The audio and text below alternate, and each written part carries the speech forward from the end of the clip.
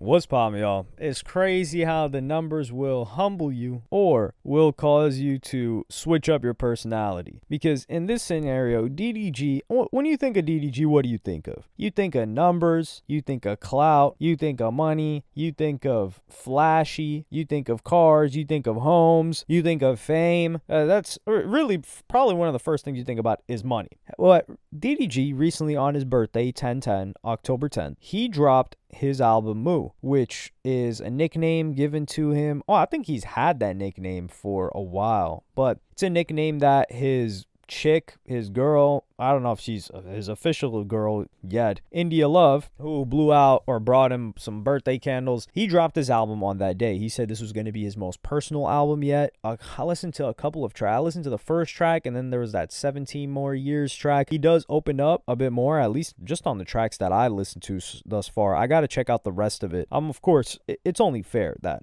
I listened to the album. But what people were focused on was his first day streams, which is quite a new phenomenon. Like first it went from first week's, or it went from plaques, which is, oh, did this thing went platinum? And they're like, oh wow, that thing went platinum. And however many months later or years later to first week sales, and then now they're talking first day streams. So they were posting about that, and then DDG addresses it in the following clip that I'm gonna play for you guys right now.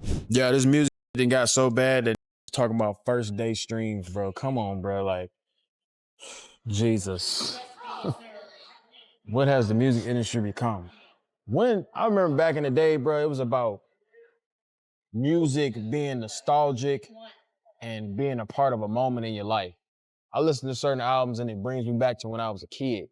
Nowadays, it's all about who can get the most numbers and who can get the most streams. How about we start enjoying music for what music is? Art. And last time I checked, when I think of art, I never thought of a number. Have you ever painted a number? No. Make something creative out of his mind.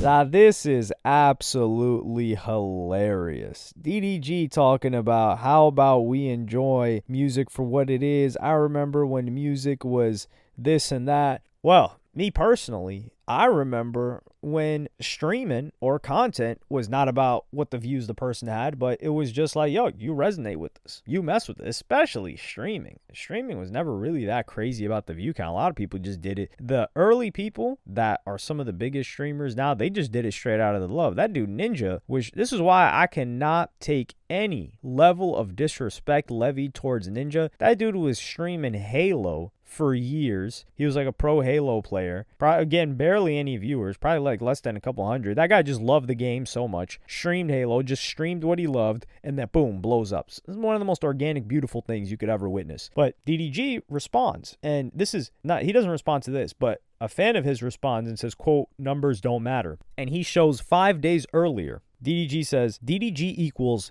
peak viewership. It definitely doesn't equal peak album sales or streams, that's for sure. Take notes on how people's views be next week. Hashtag the program. Should I petty and start my stream when he start to F his views up? 3 laughing emojis. This is when he was going back and forth in the beef that he had with Jay Cinco, who he's since patched it up with. But clearly he's flexing those numbers. So when people judge him by numbers, now he's talking about, oh man, numbers don't matter, you know, this and that. And I will be fair to DDG in this scenario.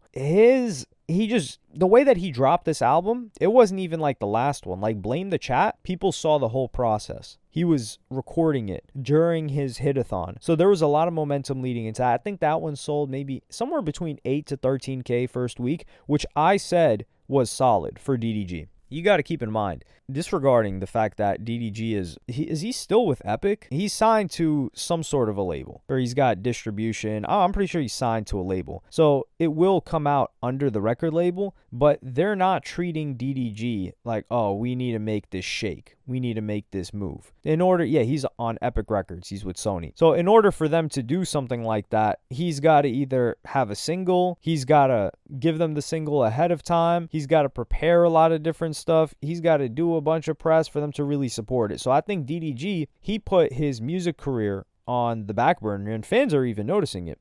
Not his music career in terms of the quality of the music career, because people are actually messing with the quality of the music. A music reactor, very popular one by the name of No Life Shack, said, not gonna lie, Y'all got to start giving DDG his flowers with this music-ish. 100 emoji, bouquet of flower emoji. And like No Life Shack, you could say, okay, this guy, no, he doesn't make music. That's another guy that makes music. I don't know that No Life Shack makes music, but this is a guy that's reacted to a lot of music. He's gonna be fair. He doesn't have a reason to say DDG's music is good if it's not. But an artist who we can trust that's made great music in the past and been in the game and even written great music for other people, Apple Pie by Travis Scott, the whole song was written by him, is Wale. And Wale replies and he says he definitely tough. So DDG's, despite the fact that his numbers aren't looking great because he's not working the records, or he didn't work the pre-release. And by pre-release, I don't mean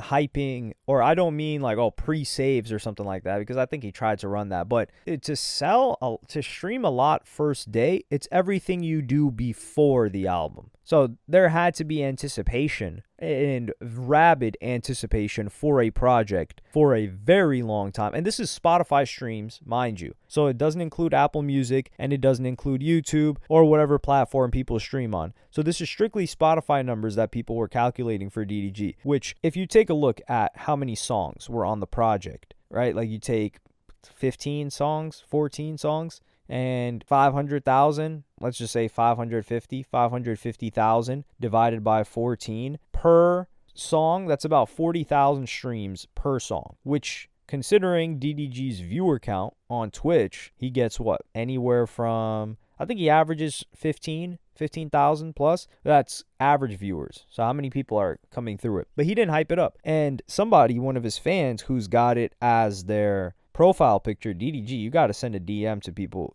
DDG's got to send a DM to people and give them recognition if they're putting his album cover as their profile photo. But this person posted in DDG's community and said, DD needs to promote the album more himself though, not gonna lie. And a fan replies and says, bro, he's blackballed from the industry. It's no point. It's a trend to hate on 5. It's sad as F. 5. I just keep remembering that meme. He's like, do it for me, 5. And then he said, you right, not gonna lie. I don't think he's blackballed from the industry. You just had Wale shouting him out, but you could say that Wale is quote unquote blackballed, which I don't believe is the case. But he doesn't get as much support. But when you look at features, he had a song with Gunna on this project. He also had a song with Blackboy Max, but that song already existed. But on Blame the Chat, he had Bia on there, which you could say she's not super industry. She doesn't get a lot of looks that other female rappers get, despite making much better music than them. He had DaBaby, which you could also say is somewhat blackballed maybe, on the song Motion on Blame the Chat. He had Ty Dolla $ign and Rich the Kid. Okay, come on now. He had Kyle Rich and NLE Choppa. He had Offset. He had Rob 49. He had Wiz Khalifa on the album earlier this year. So no, he's not blackballed from the industry whatsoever. A fan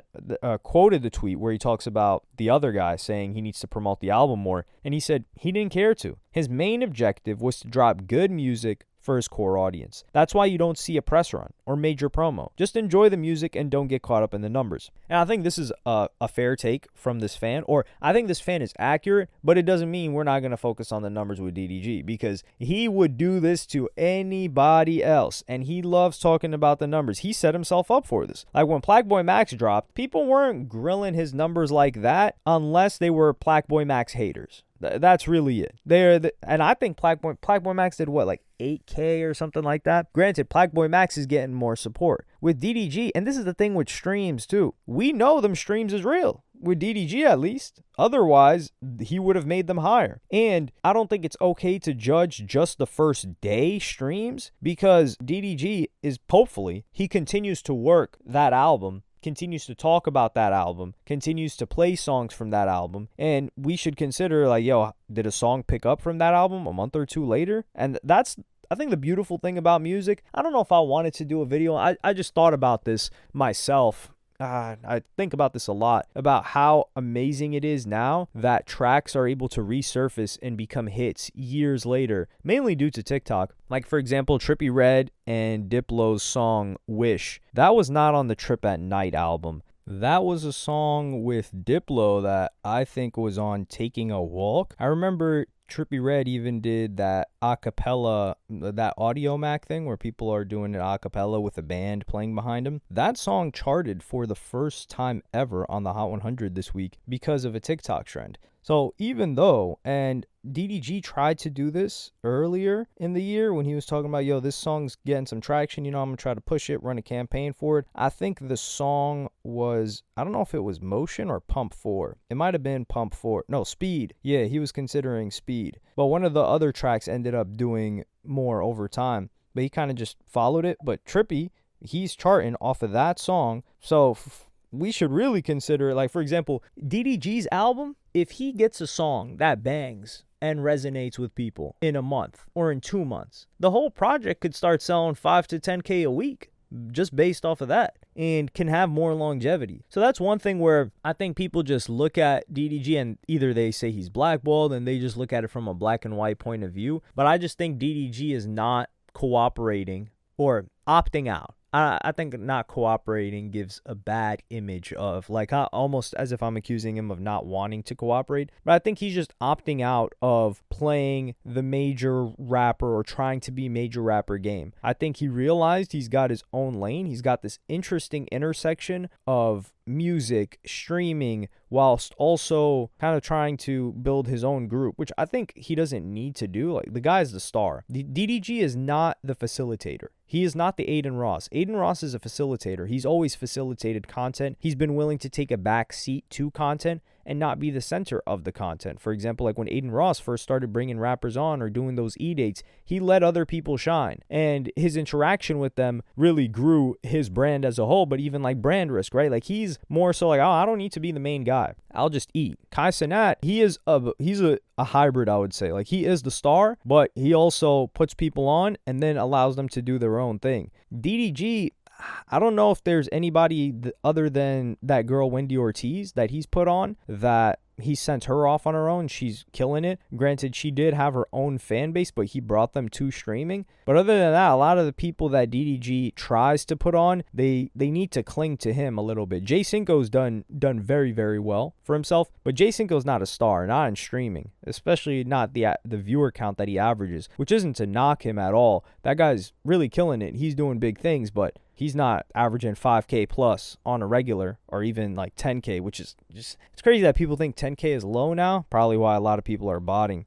But yeah, I think DDG is still serious about music, and I think DDG's doing the purest form of music right now. If he's spending money on beats and music videos and not concerned with getting money out of it, isn't that what you guys want? You want an artist that just loves it for the game and is just making music that reflects how they feel. And I'm glad that DDG is doing that. But let me know what y'all think in the comment. But also, yeah, we are not going to let him go for not, like, he's got to take it on the chin with the numbers. He's be like, yo, it is what it is. It's like something like that. He's not going to pretend like, damn, y'all focused on the numbers and try to play us like that. That's what we're not going to let happen. But let me know what y'all think in the comments. Like, subscribe, and hit the notification bell if you enjoyed. And I'm going to see you on the next one.